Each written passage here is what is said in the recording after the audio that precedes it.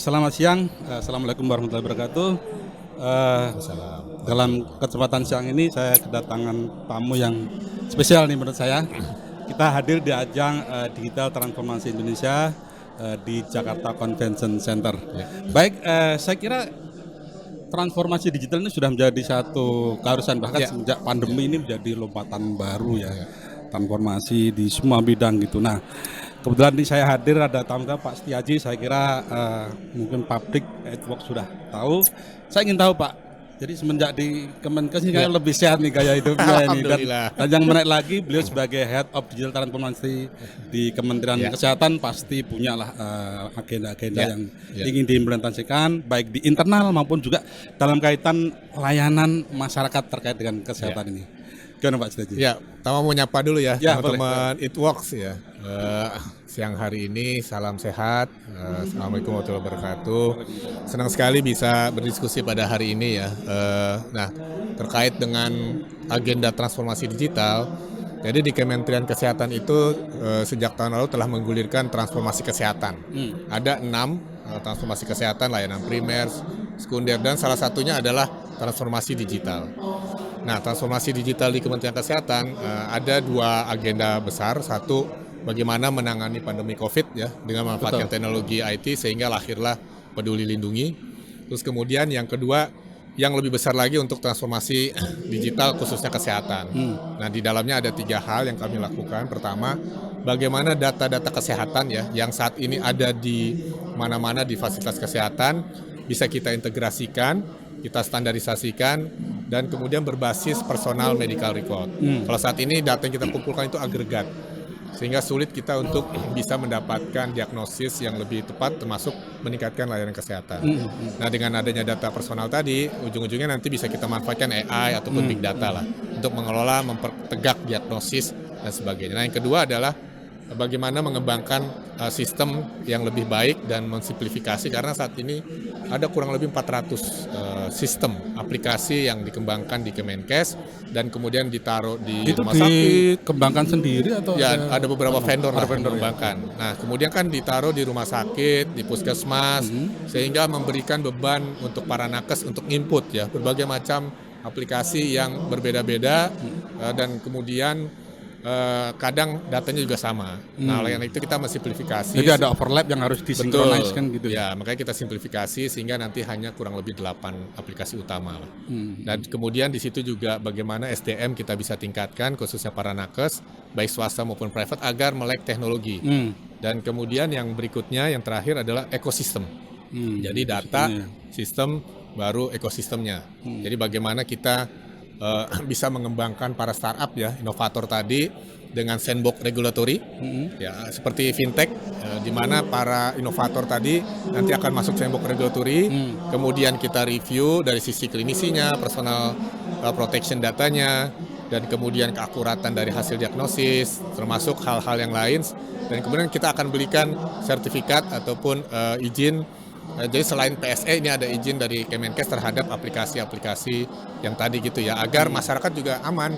Benar nggak saya berobat melalui aplikasi A gitu ya, aman nggak datanya, terus kemudian secara diagnosis tepat nggak, dokternya bagus nggak gitu. Nah, itu kita pastikan dengan sandbox regulatory. Dan yang terakhir adalah the futures teknologi untuk kesehatan, yaitu bioteknologi, di mana ini untuk precise ya ataupun memberikan personalized medicine yang lebih tepat dan akurat, termasuk mengembangkan layanan sistem tadi untuk treatment menggunakan basis bioteknologi. Kurang lebih itu Pak, beberapa. Kalau dari sisi utilisasi penggunaan, artinya transformasi digital ini kan tidak mungkin pemerintah sendiri, artinya tidak menyiapkan aplikasi, tapi bagaimana masyarakat bisa memanfaatkan dengan optimal itu. Misalnya tadi ada konsultasi dengan sistem digital misalnya. Nah, itu bagaimana mengemas itu supaya ini ada tepat guna dan juga bermanfaat untuk masyarakat gitu. Sejauh ini gimana? Ya, memang kita belajar kemarin pada saat COVID bagaimana Peduli Lindungi ini adalah satu platform yang terhubung dengan berbagai macam sistem ya, dengan tiket kereta api, sehingga masyarakat begitu pesen tiket langsung muncul, oh divalidasi oleh Peduli Lindungi. Dan kemudian ke imigrasi dan lain sebagainya, termasuk juga aplikasi-aplikasi non kesehatan itu juga sudah terhubung dengan sistem Peduli Lindungi. Nah, ini artinya ada ekosistem yang membantu di sini, termasuk juga untuk melakukan semacam validasi terhadap sistem. Nah, untuk menuju ke situ makanya kita kembangkan sandbox regulatory untuk memastikan bahwa sistem tadi valid ya secara sistem, terus kemudian diuji juga lolos dengan uji beberapa review tadi, dan kemudian memastikan dia bisa berkembang. Makanya kita mengembangkan ekosistem tadi, khususnya health tech, harapannya nanti akan lahir unicorn baru di bidang kesehatan. Jadi artinya udah sampai ke ini ya, artinya dari sisi ekonominya ya, bagaimana itu bisa merangsang tumbuhnya para startup muda ya, khususnya Pak, di bidang dari kesehatan. 6 itu apa simultan dikembangkan atau ada skala prioritas untuk gimana itu? Ya, jadi kita punya roadmap. Di tahun lalu kita bangun arsitekturnya, ya, makanya lahir buku blueprint digital transformasi kesehatan yang tahun lalu sudah di launching ya Pak Menteri, dan kemudian itu untuk hanya di lingkup pemerintahan dan ini atau juga semuanya, untuk semuanya? semua. Artinya private yang bergerak di sektor kesehatan juga nanti akan mengatur ke situ. Betul. Jadi kita sudah mengatur di sana apa kontribusinya buat private, terus kemudian apa untuk internal, di sana sudah ada di dalam buku. Tinggal di-download saja di website kami dto.kepkes.go.id, dan ini juga 2 bahasa, Inggris sama dengan Indonesia. Nah, kemudian di tahun ini kami fokus mengembangkan platform, yaitu kita pertama menyebutnya adalah Indonesia Health Services, tapi kemarin kita lombakan dan keluar namanya Satu Sehat. Platform ini sudah kita luncurkan, adalah yang menghubungkan seluruh layanan kesehatan. Jadi ini bukan aplikasi. Jadi kita mengembangkan platform, apapun sistemnya, SIM RS ya, SIM RS, SIM Puskesmas, SIM Laboratorium, itu nanti connect ke Satu Sehat, dan kemudian bisa diakses oleh masyarakat melalui Peduli Lindungi. Kemarin kan pada waktu sama Peduli Lindungi gitu. Medical record Bapak bisa diakses di sana, baik di tempat yang sama ataupun di tempat yang berbeda, sehingga kita nggak perlu lagi bawa-bawa hasil tes ya, dan kemudian tidak melakukan tes ulang lagi gitu, sehingga akan banyak sangat efisiensinya. Terus kemudian dokter juga bisa melihat rekam medisnya si orang tersebut ya ke belakang, walaupun dia tidak mendapatkan layanan kesehatan di tempat tersebut, sehingga tidak ada lagi tuh pertanyaan, Anda alergi obat nggak? Gimana riwayat jantungnya, punya riwayat jantung nggak? Selama ini kan selalu ditanya. Nah, kalau yang pingsan gimana nanyanya? Nah, itu nanti yang buka akses siapa yang bisa? Ya, jadi yang request itu adalah dokter atau rumah sakitnya, tapi yang mengizinkan adalah si pasien tersebut. Jadi nanti begitu diminta melalui sistem RS-nya, akan muncul di Peduli Lindungi, oh dari rumah sakit ini minta akses data kami, data pribadi gitu ya. Nanti tinggal yes aja, akan muncul di SIM RS-nya. Pak, kalau bicara data ini kan memang ya sesuatu yang memang sangat urgent dan penting, dan juga bagaimana tantangannya bisa mengelola, kemudian menyimpan kerahasiaan dan sebagainya. Untuk satu data pemerintah juga sudah melakukan hal itu. Nah, kira-kira untuk di Depkes sendiri, Kementerian Kesehatan sendiri bagaimana Pak untuk data? Karena mumpung belum besar nih, saya kira juga pasti akan salah satu jadi concern tersendiri. Gimana untuk data? Ya kan secara prinsip kan ada 3 hal ya untuk keamanan informasi tadi, mulai dari ketersediaannya, keutuhannya ya. Nah, kami belajar banyak dari bagaimana menangani Peduli Lindungi yang jumlah downloadernya itu sudah hampir 100 juta. Kurang lebih 95 juta, dan kemudian pengguna hariannya juga 5 juta sampai 8 juta, sehingga datanya sudah sangat besar, dan kemudian kita simpan secara aman di beberapa cloud ya, termasuk salah satunya Pusat Data Nasional.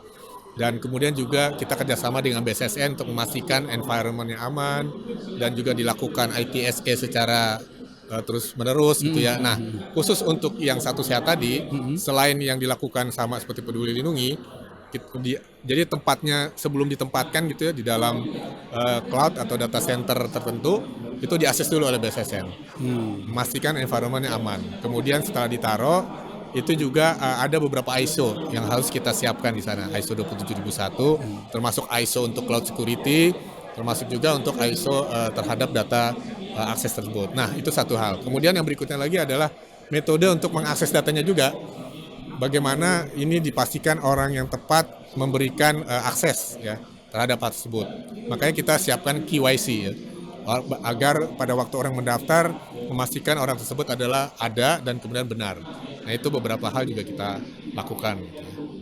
Pak, saya kira ini cukup menarik ya kaitannya dengan layanan masyarakat dan juga rumah sakit dan juga mungkin puskesmas yang ada di seluruh Indonesia. Betul. Kalau di sisi internal Pak, gimana transformasi digital yang sudah Bapak lakukan, sudah bangun di Kementerian Kesehatan? Saya kira luas sekali ya Kementerian Kesehatan. Betul sekali. Pak. Nah itu saya kira juga perlu kesiapan dari sisi SDM-nya, bagaimana juga dinas-dinas yang lain itu, bagaimana membangun untuk di jadi internal. selain transformasi tadi juga kita harus melakukan reformasi birokrasi, ya, dengan mengatur tata ulang terhadap struktur organisasi.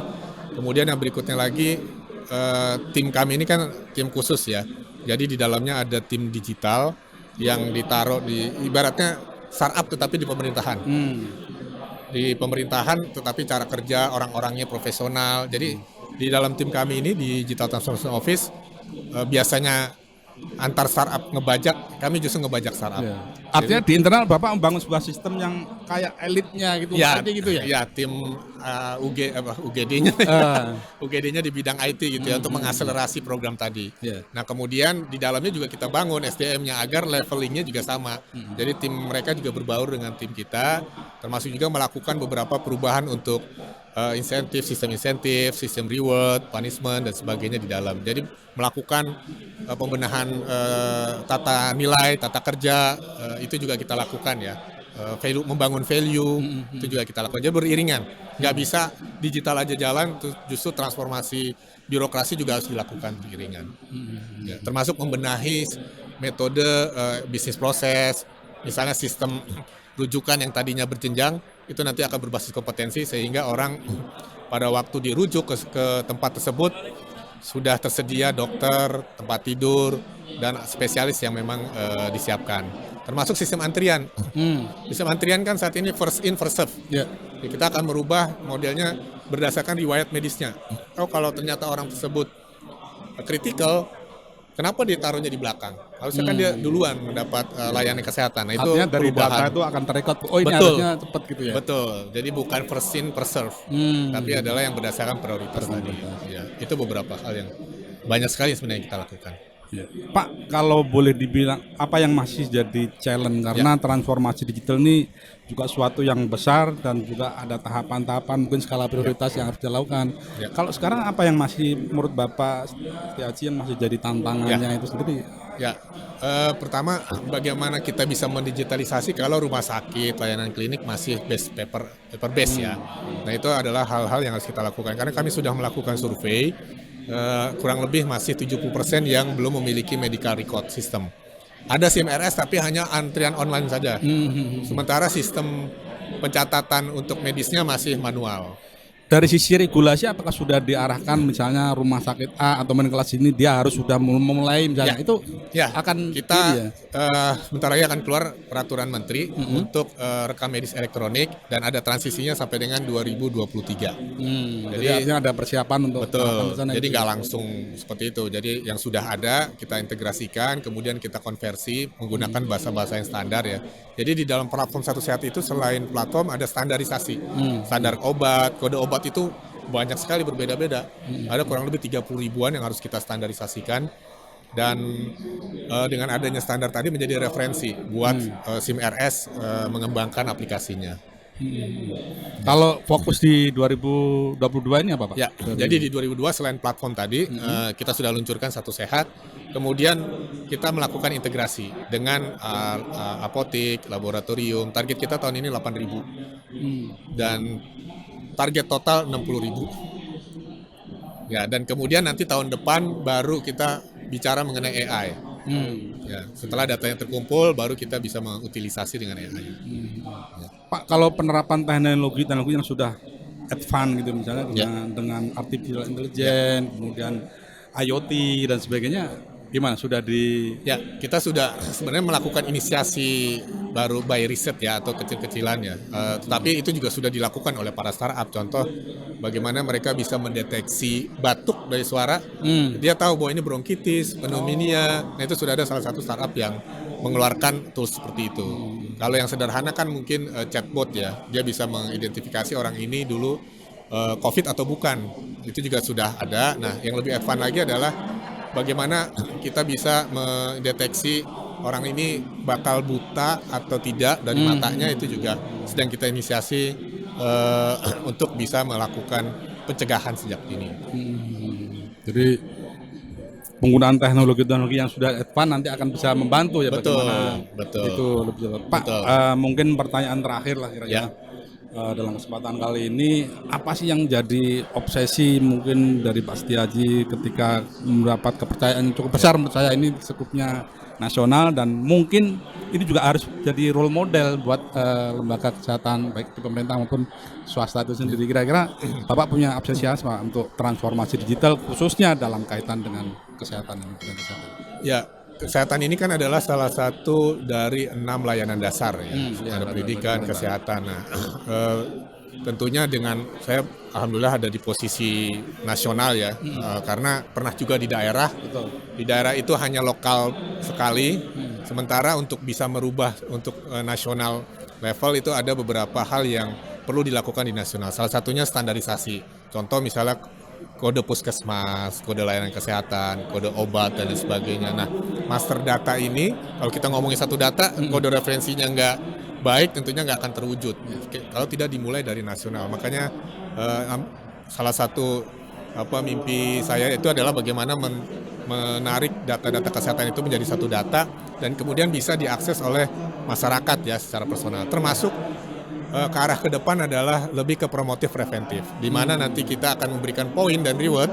Begitu saya sering jalan kaki 5.000 langkah, itu nanti akan dapat poin.